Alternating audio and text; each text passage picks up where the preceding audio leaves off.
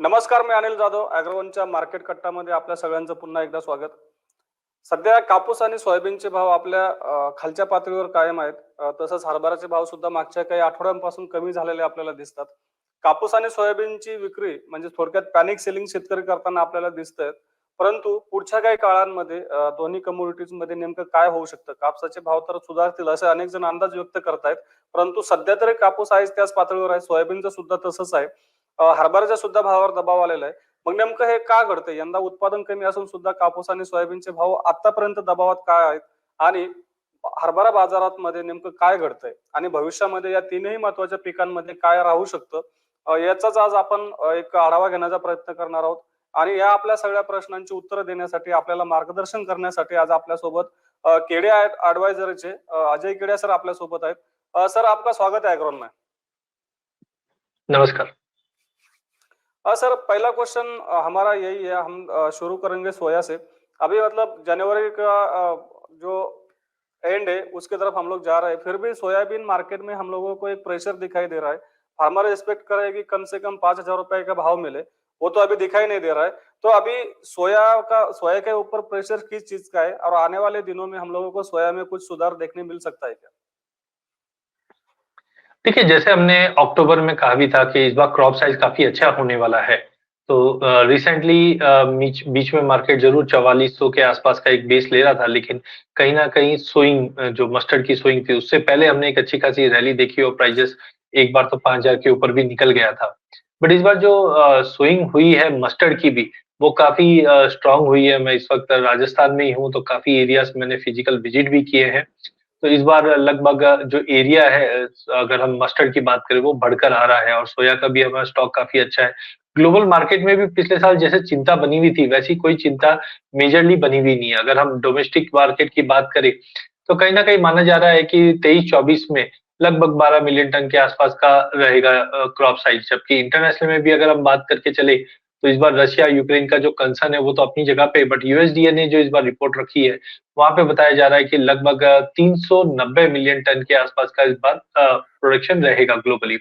तो कुल मिलाकर अगर हम ऑयल सीड के अवेलेबिलिटी की बात करें, सप्लाई की बात करें, तो काफ़ी भरपूर रहने की उम्मीद है, जिसके चलते प्राइसेज़ एक सीमित दायरे में और लगभग हम गिरावट के साथ ही ट्रेड करते हुए देखे थे।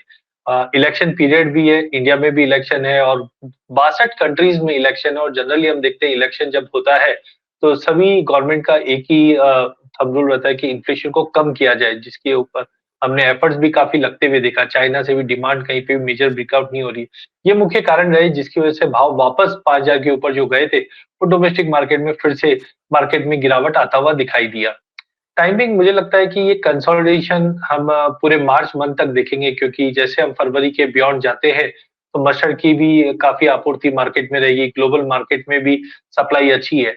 बट आई थिंक ये ज़्यादा बड़ा फॉल भी नहीं रहेगा, 47-50 तक का एक सपोर्ट हम डोमेस्टिक मार्केट में देख पाए, लेकिन 2 से 3 महीने के बाद एक बार मस्टर्ड की सोइंग निकल जाती है, हार्वेस्टिंग निकल जाती है, उसके बाद धीरे-धीरे प्राइसेज़ वापस पकड़ में आएगा, जो मुझे लगता है अप्रैल-मई तक प्राइसेज़ वापस 5100 से 5200 की रेंज में चले जाएगा। बट कुल मिलाकर कोई एक्स्ट्राऑर्डिनरी बड़ा फॉल या बड़ा जंप अभी अगले 2 से 3 महीना नहीं दिखाई देगा। पर्याप्त सप्लाई है एज़ ऑफ नाउ और इलेक्शन के चलते गवर्नमेंट भी इसके ऊपर नज़र रखी हुई है। जी सर। अभी सर हम लोग कॉटन की भी अगर बात करें तो कॉटन का जो प्रोडक्शन है इंडिया में खास करके तो इस साल पे वो कमी है। इंडस्ट्री ने भी ये अज्यूम किया है कि नहीं इस साल प्रोडक्शन कम है। फिर भी अगर हम लोग देखें अभी अभी तक तो प्राइसेस वैसे 7,000 के ऊपर बहुत कम मार्केट में गई है। एमएसपी के लगभग ही मार्केट चल रहा है। तो अभी कॉटन में भी ऐसे कौन से फंडामेंटल्स है या फिर ऐसे कौन से कारण है कि जिस वजह से कॉटन पे प्रेशर है और आने वाले दिनों में हम लोगों को कॉटन में भी क्या देखने मिल सकता है? बिल्कुल, अगर हम कॉटन की अगर बात करें तो काफ़ी निराशाजनक परफॉर्मेंस हमने 2023 में देखा, लगभग प्राइसेज़ में 10% का फॉल आते हुए देखा। इसके मुख्य कारण है डिमांड। देखिए, हम डोमेस्टिक और इंटरनेशनल दोनों ही बात करें, तो कहीं पे भी डिमांड सिनेरियो बिल्कुल पिकअप नहीं कर पा रहा था। साथ में वेदर का जो डिस्टर्बेंस था, इसकी वजह से भी हम देख रहे हैं कि जो सप्लाई साइड है, वो भी प्रभावित हुआ। इनफैक्ट इस बार पहली बार ऐसा हुआ है कि सीआई ने कन्फर्म किया है कि 290-291 के आसपास की क्रॉप है। जबकि पिछले 5 साल में हम कभी भी देखते हैं तो 330-40 का एक एवरेज रहा करता है। तो एक तरफ हम देख रहे हैं कि मार्केट में सप्लाई काफ़ी कम है, वहीं दूसरी ओर डिमांड में भी काफ़ी कमी रही है, जिसके चलते भाव बिल्कुल चल नहीं पा रहा। अच्छा, पिछला साल और अभी के साल में फ़र्क ये है, पिछले साल फार्मर को उम्मीद थी कि भाव में तेज़ी आएगी, जिसके चलते फार्मर ने नवंबर, दिसंबर में कोई भी बड़ा अराइवल रहा नहीं और हमने देखा कि मार्च, अप्रैल के बाद अराइवल बढ़े। बट इस बार फार्मर ने पिछले साल का सबक लेते हुए हमने देखा कि अराइवल प्रेशर भी काफ़ी मार्केट में बना रहा। लगभग अगर अपन देखें तो 7.7 लाख मेट्रिक टन के आसपास का दिसंबर में हमने अराइवल आते हुए देखा, जो एक मार्केट में दबाव का काम भी करता हुआ दिखाई दिया। बट आई थिंक क्रॉप कम है, डिमांड एक ऐसा चीज़ है जो अभी तो नहीं है, बट जैसे कि हम देख रहे हैं कि चाइना स्टेप्स ले रहा है, यूएस, यूरोप सब स्टेप ले रहा है। तो मुझे लगता है मार्च ऑनवर्ड्स, मार्च के बाद अगर हम देखें जो गवर्नमेंट ने एफर्ट्स लिए है, इसका एक सपोर्ट हम ज़रूर देख पाएँगे, बट टाइमिंग कोई ऐसा फ्री फॉल वाली सिचुएशन नहीं लग रही है, जो भाव में बहुत ही ज़्यादा बड़ा फॉल आ जाए। हम एमएसपी के इर्द-गिर्द ही मार्केट को घूमते हुए देखेंगे, क्योंकि अराइवल प्रेशर जो आना था, वो ऑलमोस्ट आ चुका है और क्रॉप पहली बार हम देख रहे हैं कि जो 291 का बताया जा रहा है, वो और डिमांड दोनों मिसमैच रहेंगे और मे बी पॉसिबल है कि मार्च बियॉन्ड अगर हम देखें, क्योंकि इस बार एल नीनो का भी जो इम्पैक्ट पहले बताया जा रहा था, वो अब धीरे-धीरे नॉर्मल की तरफ जा रहा है June onwards. No doubt El Nino का इम्पैक्ट अपने फरवरी, मार्च, अप्रैल में देखा जाएगा, बट जून के बियॉन्ड देखेंगे तो उसका असर बहुत कम होता हुआ दिखाई देगा। तो कुल मिला के मुझे लगता है जो एनुअल कॉटन का कंजम्पशन है, वो 41.4 मिलियन बेल्स के आसपास से हम 45 मिलियन बेल के आसपास पड़ते हुए दिखेंगे। बट कुल मिलाकर ये भी डाउनसाइड काफ़ी रेस्ट्रिक्शन, अगर एमसीएक्स कॉटन कैंडी की अगर बात करें तो 55,000 के नीचे मुझे सस्टेन करता हुआ नहीं दिखाई दे रहा है। लेकिन मार्च के बियॉन्ड जाते हैं तो वापस प्राइजेस 60 से 61,000 या उसके बियॉन्ड भी जाने की तैयारी कर सकता है। जी सर। अभी सर हम लोग चना का सोइंग तो लगभग पूरा हो चुका है। आने वाले 1 दिन महीने में चना का जो हार्वेस्टिंग है वो भी कुछ एरिया में चालू हो जाएगा। लेकिन हम लोग देख रहे हैं कि मतलब नया माल आने से पहले ही चना के ऊपर प्रेशर बढ़ते जा रहा है। बहुत सारे मंडियों में चना मतलब एमएसपी के बराबर ही अभी ट्रेड होता दिखाई दे रहा है। तो चना में ऐसा क्या हुआ कि बीच में हम लोगों ने अच्छी तेजी भी देखी, 6,000 के ऊपर प्राइसेस गई थी। अभी हम लोग देख रहे हैं कि एमएसपी या एमएसपी के नीचे भाव दिख रहे हैं। तो ऐसे कौन से कारण है कि इसका चना के ऊपर प्रेशर आया और हम लोग जब फार्मर्स का माल मंडियों में आएगा तब चना पे हम लोग क्या एक्सपेक्ट कर सकते हैं? देखिए, चाइना या पूरे पल्सेस की बात करें तो हम जानते हैं कि लिमिटेड कैरी ओवर स्टॉक है हमारे पास। फिर बाद में पिछले साल भी हमने देखा कि अनसर्टेनिटी वेदर को लेके बना हुआ है, डिमांड अच्छी खासी बनी हुई है।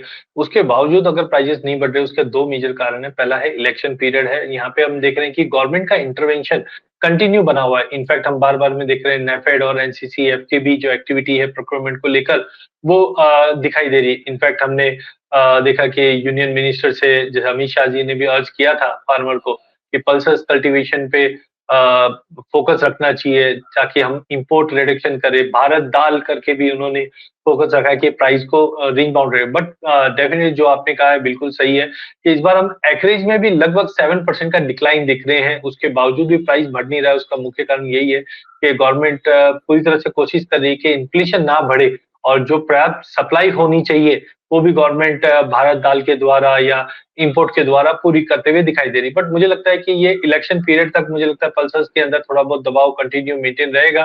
फिर गवर्नमेंट मेक श्योर करे कि डायरेक्ट बेनिफिट ट्रांसफर जो करीबन 68 लाख के आसपास का या 25 फार्मर के आसपास का जो बेनिफिट कर रहे हैं, तो गवर्नमेंट हर तरफ से मेक श्योर कर रही है कि फार्मर का भी बेनिफिट कंटिन्यू मेंटेन रहे और पब्लिक को भी ज्यादा ऊँचे भाव नहीं मिले। इसकी वजह से डिस्पाइट के फंडामेंटल काफ़ी अच्छे होने के बाद भी चने में हम कोई बड़ी तेज़ी देख नहीं पा रहे। बट हाँ, इसमें भी हम ये कमोडिटी भी जैसे हमने सोयाबीन और कॉटन में देखा, इसमें भी हम ऐसा कोई देख नहीं पा रहे हैं कि बहुत ही बड़ा फॉल बैक रहे, क्योंकि मौसम को लेके लिमिटेड कैरी ओवर स्टॉक को लेकर प्राइसेस को कंटिन्यू अपलिफ्ट मिलता हुआ दिखाई देगा।